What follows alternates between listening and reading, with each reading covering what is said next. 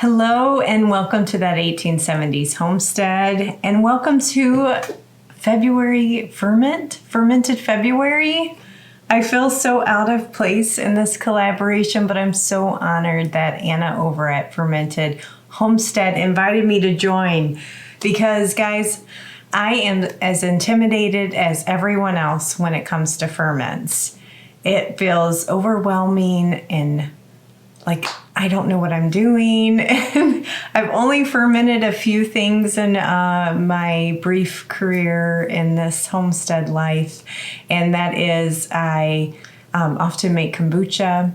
I have done my own apple cider vinegar, and I've done fermented hot sauce. And that's basically my repertoire of ferment capabilities. But that being said, I love the challenge. I love to teach myself new things. And when I looked through the playlist, there was so many good ideas. And you guys know how much we love cheese. I can't live without it. I honestly can't. It would be a very sad life. So we are actually going to make a fermented cheese. I kid you not, we are. It is a vegan-friendly recipe, so it is made with cashews, but supposedly it tastes just like cheese. So we're gonna do it together. I'm gonna run through the entire recipe, show you how simple it is, and in a couple days we'll be back together and see did we make cheese? I hope so. If so, this is going to be awesome. I'm going to have no more worries about not having my own milk cow. I can just make my own cheese with cashews. So I just purchased a big tub of, because I'm hoping I'm going to like this, of whole cashews, unsalted, unroasted. That's what you want. You don't want salted or roasted cashews. They need to be raw. So we're going to start with 2 cups of cashews. And then you want filtered water. Don't use your tap water. So I'm not sure how much I'm going to need. I grabbed like 3.5, 4 cups. So basically what we have to do is just cover the cashews till they're submerged, and then we'll let these soak. Okay, I think that's enough. So I'm just going to cover this, let these soak for 4 to 6 hours. And then we'll take the next steps. But in case you want to do this, let me go ahead and share what the other ingredients are that you're going to need. So I have salt, just sea salt. Regular natural salt is what you're going to want. Apple cider vinegar, nutritional yeast, and then some sort of probiotic. So what I have here is a SCOBY starter that's just been sitting in the back of my fridge. Lots of good probiotics in there. You can see all that fun stuff hanging around.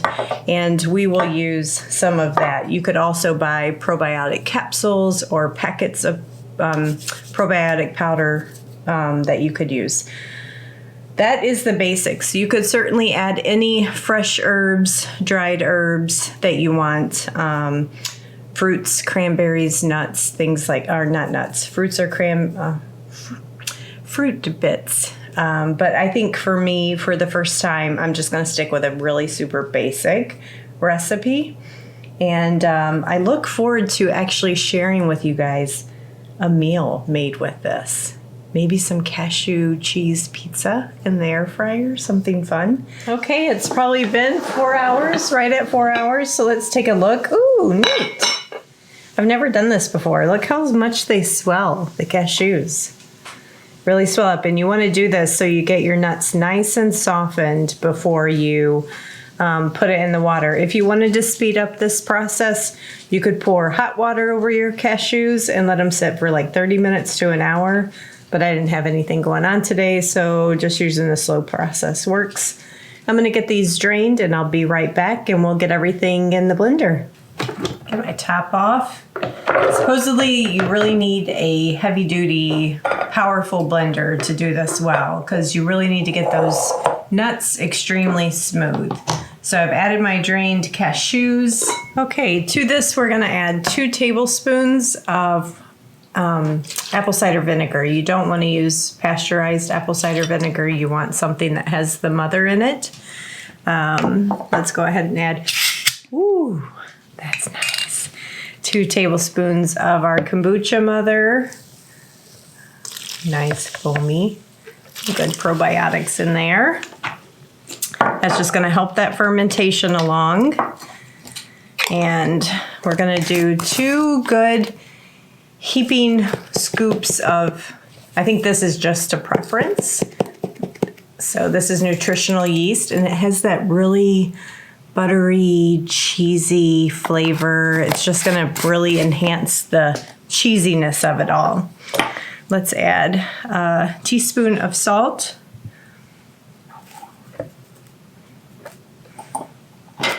And then I'm gonna give this an initial blend, and then I have a 1/4 cup of water that we'll use as needed.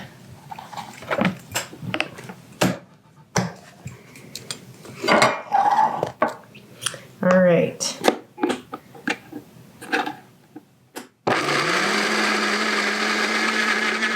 Okay, I'm gonna go ahead and add some of my water.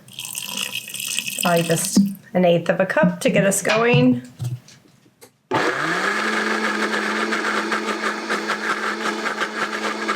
All right, just getting it off the sides so I can get it really good and all the bits. They're still just a little too chunky. You want it like super, super creamy as you can, but I don't want it much wetter than this because I do want to firm something similar to like a round of cream cheese that's still knifeable but spreadable.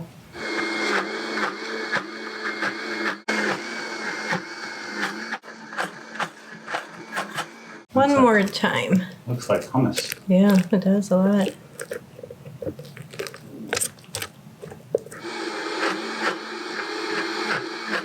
Okay, I think we're gonna call that good. It's still maybe a little chunky. Maybe if I had a Vitamix, it would be better. But, oh no, that's what I have, a Vitamix. What is the other one called, the really good brand? What is that other one called? I don't know. Anyway, I did my best. So the next thing you have to do, and something I forgot to mention, make sure your hands are really cleaned and washed before you do this. You don't want to introduce any bad bacteria, but all of this is going to create all that good bacteria that's so good for our guts.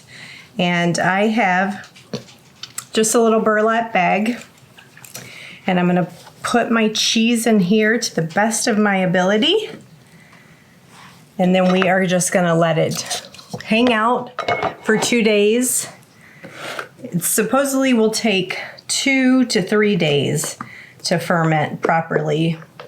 So we're gonna see, I'll be back then, but let me get this out and try not to make a big mess here. Definitely don't wanna touch the cheese too much. I was telling Todd as I was getting it along the way, it has a very buttery consistency. It already tastes good as is. I can't imagine how good it's going to be once it's done. All right, this is what it looks like in the bag. That's easily 2 cups worth of cheese. So I'm just gonna close it up, and I'm just gonna hang this in my house, probably in the pantry. Doesn't go in the fridge? Nope, it's ferment. Wow. Be fermenting it. So probably like this and something like that. Just hang it out for 2 days. That was really, really simple. But both of us took a lick off the spoon, and we both had a very similar reaction. So I asked him, come back in, let's do the spoon lick just without it even being done. And watch. It reminds me of like, It reminds me of butter popcorn at the movie theater. kind of. But something makes me think cake batter. Cake batter, yes, it is so good. And you guys saw, I swear I didn't put any sugar in it. It is really, really good. Almost like, I can't wait to taste what it's going to taste like when it's done. Mm-hmm. And then I told him I'm going to try something with it, like a a quick air fryer pizza or something and see So how it'll how get does like it melt. hard, like a block of cheese, and then you can like shred it or No, slice it? I don't think it's going to be hard enough for shredding purposes, but it will be firm enough for like slicing, kind of like a hard cream cheese. So, Be good on crackers even. yeah. Oh my goodness. All right. So again, Anna, thanks for having me, and I'll see you guys back in a couple days, and we'll take a look at how the cheese turned out. Good morning, friends. It has been 2 days since we've been hanging that cashew cheese just from the pantry knobs, and I am ready to two things: give it a taste test and put it in the fridge for a long-term keep. Well, longish-term keep.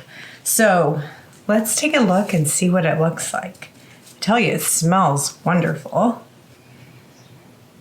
Looks interesting. Come on in.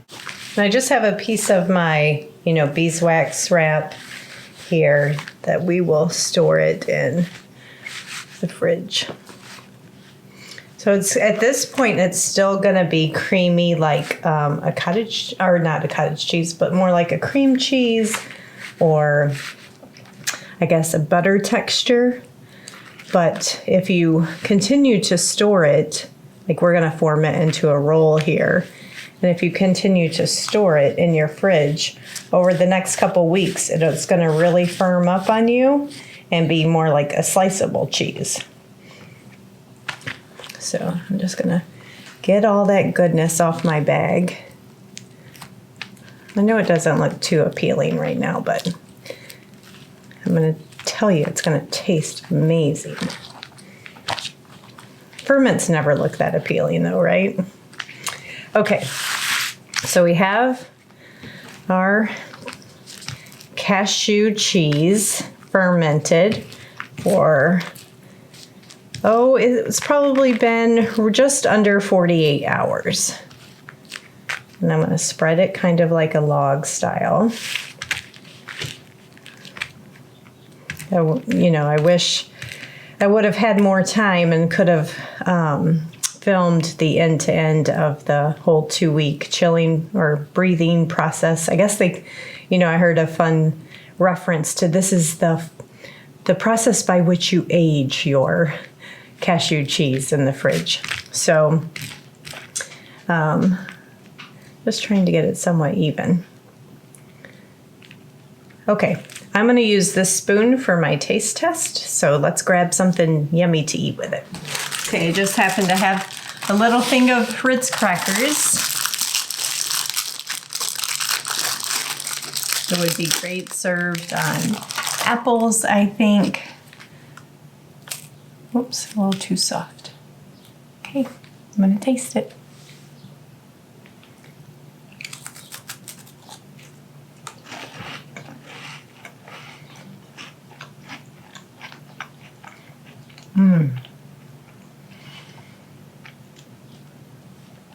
Todd's my cheese expert. I wish he was in here and he could tell us what.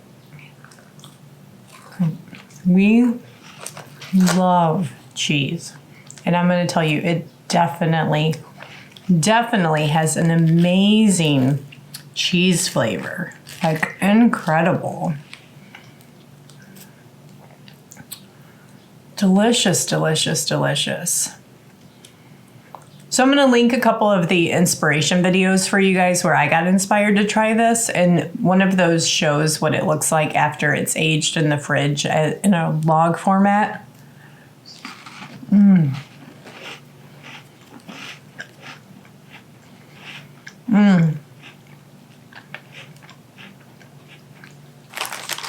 So good. Definitely has a little bit of that tang like a sharp cheese would. So what I'm going to do is I'm just going to tuck that in and roll it up into a log in my beeswax wrap. And I'm going to squeeze down that log and just twist my ends. Now this will just set in my fridge, and I'm going to do the proper test. Isn't that so sweet? I'm going to do the proper test and put this in my fridge come back, guys, if you're interested. In 2 weeks, we will pull this out. I'll definitely take time to share it on Instagram, how it slices, but I will definitely, we'll make something at that point. I really want it to firm up so I can really give the whole experience. But I think I'm going to go ahead and start a whole nother batch, and I'm just going to get a bunch of them going, and I'm going to try some different flavors, maybe some with some chopped chives in it for just like bagels and cheese. Great alternative, wonderful version of having cheese available for folks like me that don't have their own dairy source. So thanks, Anna, for having me. We're going to link the playlist to Fermented February in the description below. She's doing an awesome giveaway the last day of the month for Mason Top ferment kits. She's giving 2 of those away during a live stream. And the way to enter to win is by leaving a comment on all the videos that are in the playlist. As many times as you leave a comment, that's how many times you're entered into the drawing. So if you guys are interested, I highly encourage you to try it. Go check out everyone else's ferments that they've shared. There's some amazing recipes out there. Thanks again, and I'll talk to you guys on the next video. I'm gonna sit here and scrape this bag and get all of this so I can have a snack for lunch today. Just take my time. There's so much on here.